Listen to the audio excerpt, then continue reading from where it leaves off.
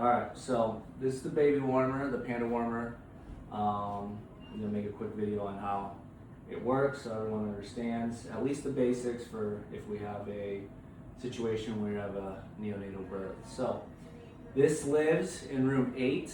It's gonna be in the corner there. It should already also be hooked up, so we should ideally be able to use that room when we're having a delivery, but it comes with air and oxygen tubing already connected to the wall in room 8. If you need to move it for some reason, for example, we're in room 10 right now, you unhook it and then you can plug it in to the medical air and oxygen.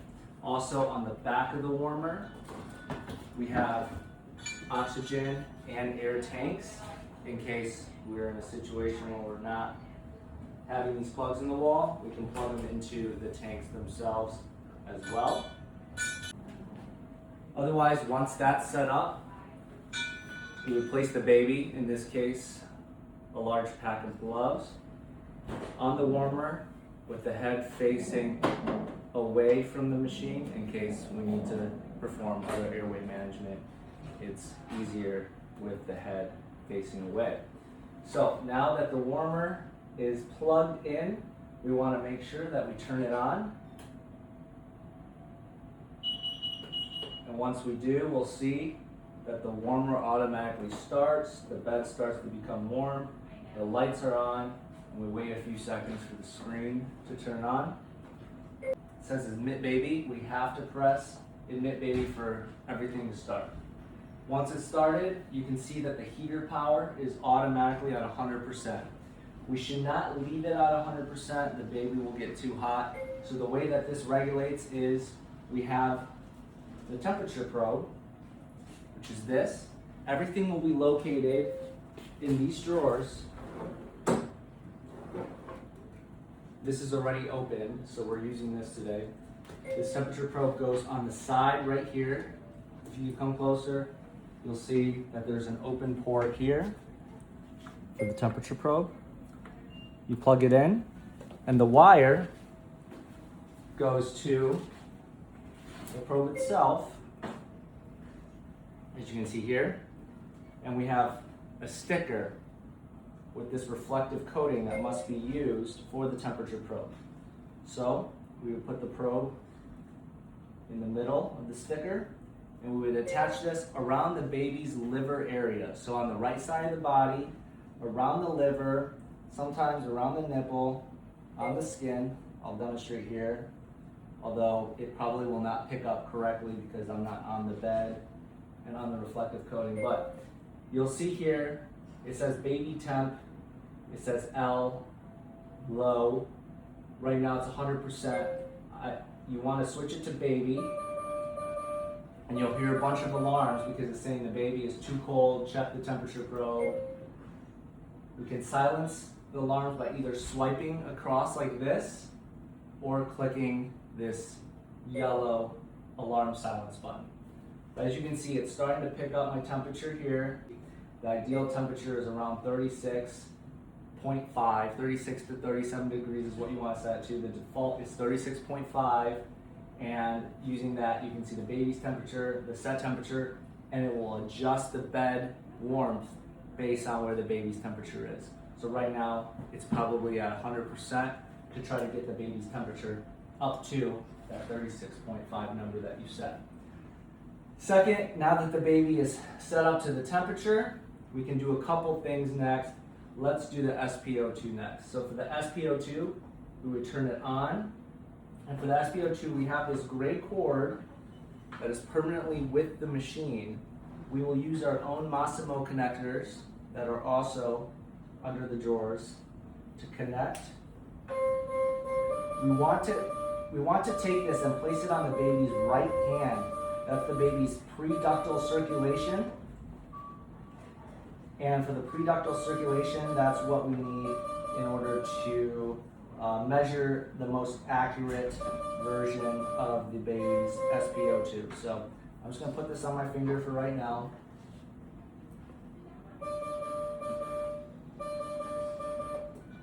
And you'll see my SpO2 is climbing. It should show the pulse rate. It's not attached very very well, so that might be inaccurate. If you come over here and take a look at this, on the second page,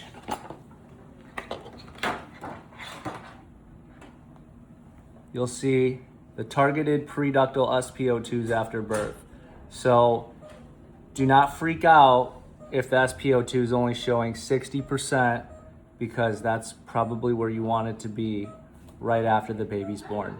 Now, around 10 minutes is when the baby should be around 85 to 95%.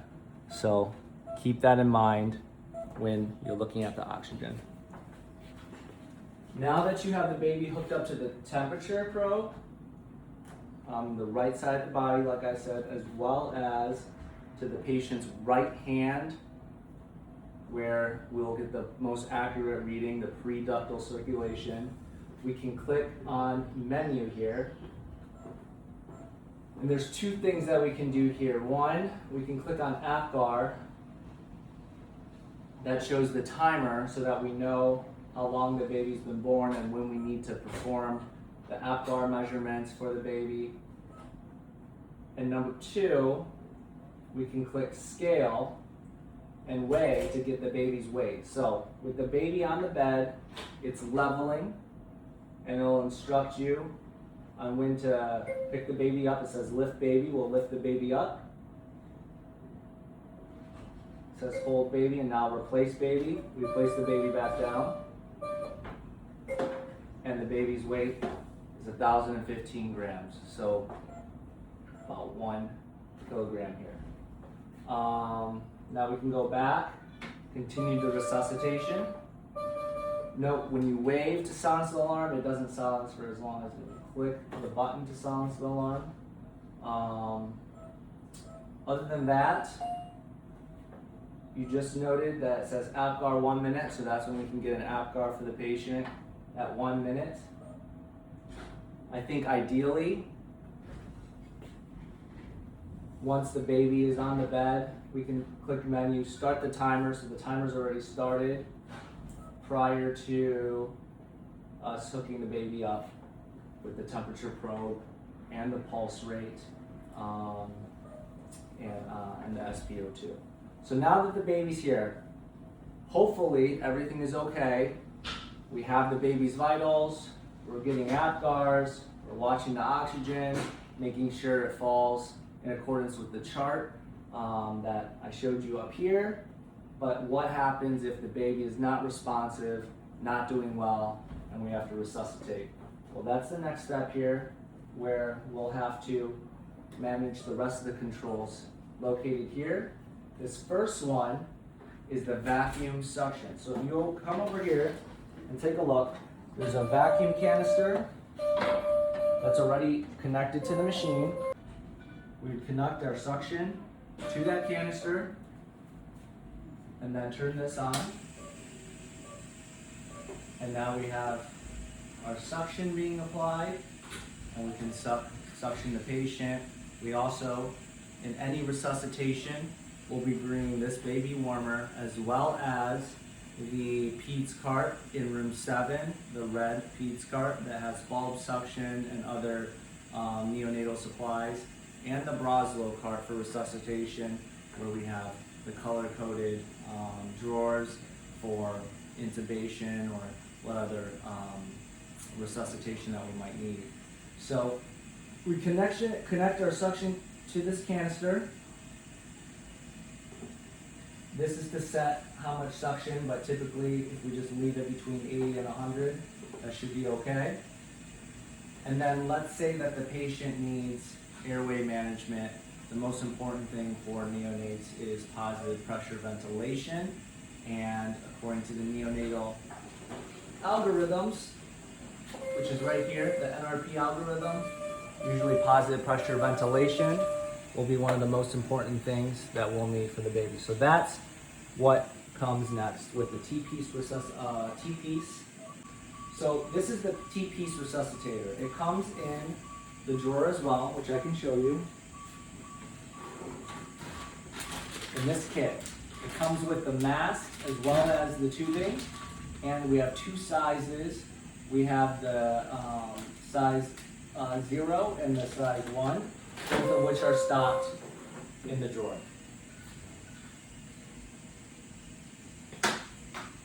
So for this,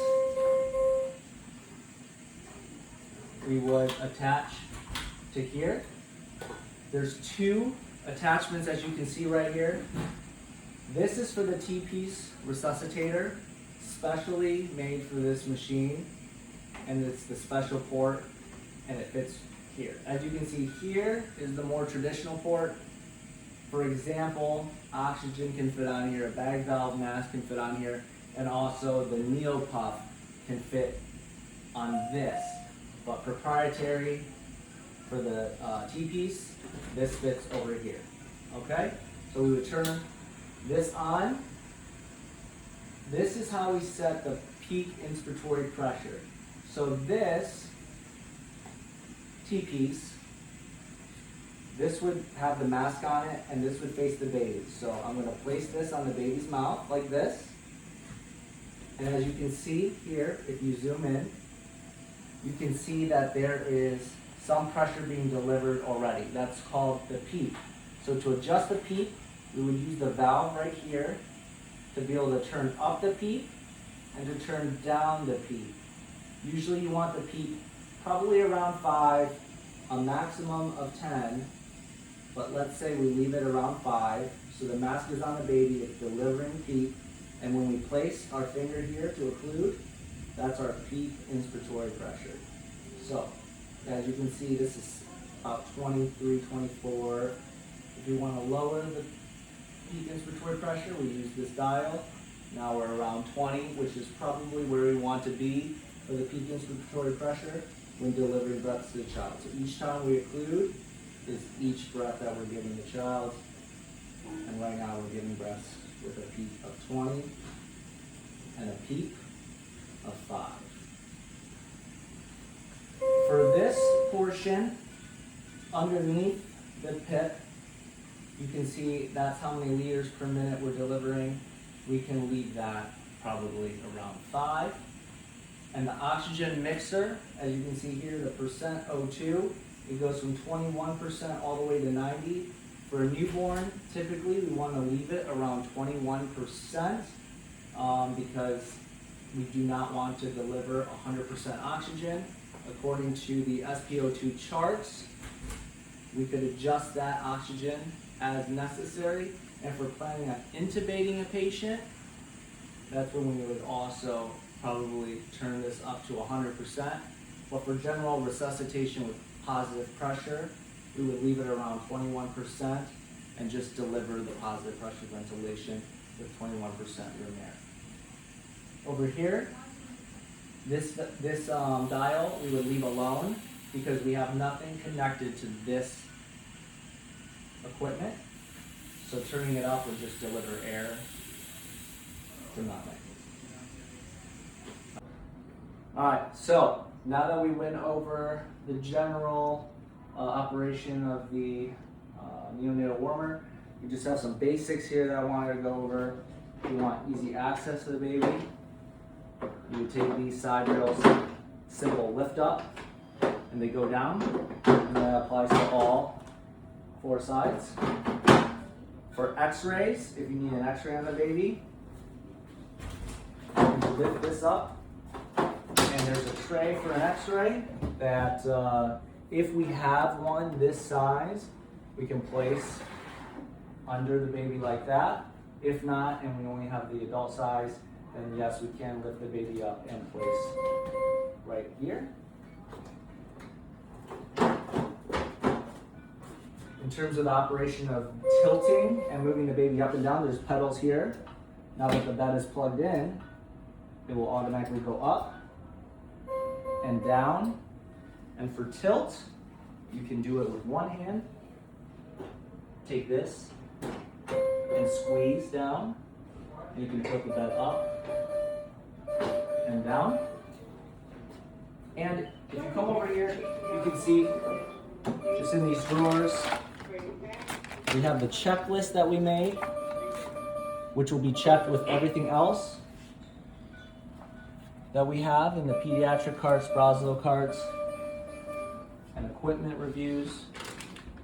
And then we'll have all the things necessary, including 2 extras, which is a 3.0 endotracheal tube for for the newborns that are underweight or premature, and also the 2.5 ET tubes. These 2 are included because these do not exist in the Broslow cart, where it starts at 3.5 for the ET tube sizes, for the pink-red Broslow drawer, which we would have for every resuscitation. So those are the ones that we would need in the case of a preemie. And also what lives on this machine is the vaginal delivery pack, located here. And the whole machine is covered up. And again, that's in room 8. This will live in room 8.